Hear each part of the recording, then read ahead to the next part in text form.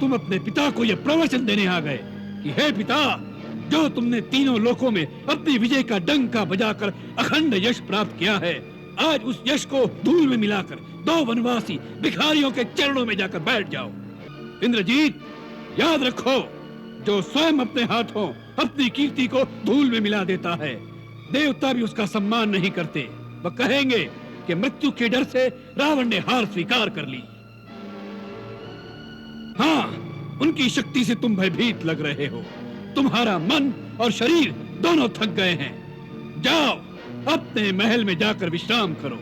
यह युद्ध रावण का है और रावण इसे अकेला ही लड़ लेगा। रावण का मार्ग स्थिर हो चुका है, उसे अपमान और अपयश का नया मार्ग मत दिखाओ इंद्रजीत।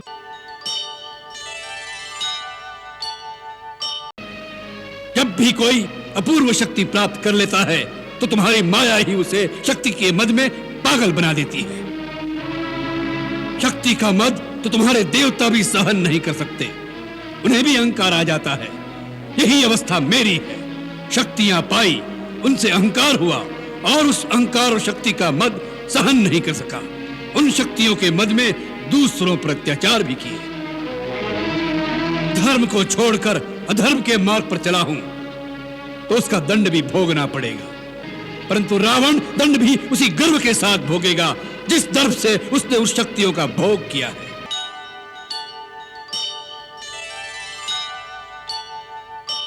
अब युद्ध अनिवार्य है, इसलिए शासन के सारे कार्य आज से युद्ध नीति के अनुसार निर्धारित किए जाएं। आमोद प्रमोद, ऐश्वर्य के प्रसाधन आज से समाप्त किए जाते हैं। इस आदेश का तत्काल पालन हो। युद्ध की मंत्रणा के समय साधारण सभासदों की राज्यसभा में उपस्थिति आवश्यक नहीं है। आप सब जा सकते हैं।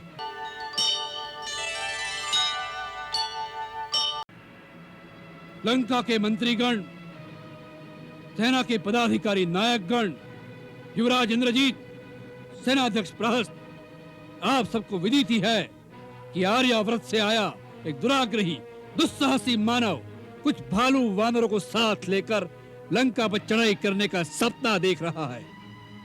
अब युद्ध अनिवार्य हो गया है।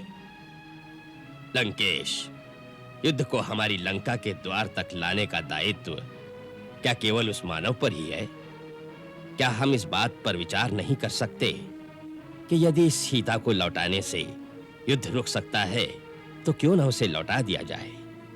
जो युद्ध का वास्तविक कारण है, हमें उस कारण पर भी विचार करना चाहिए महाराज।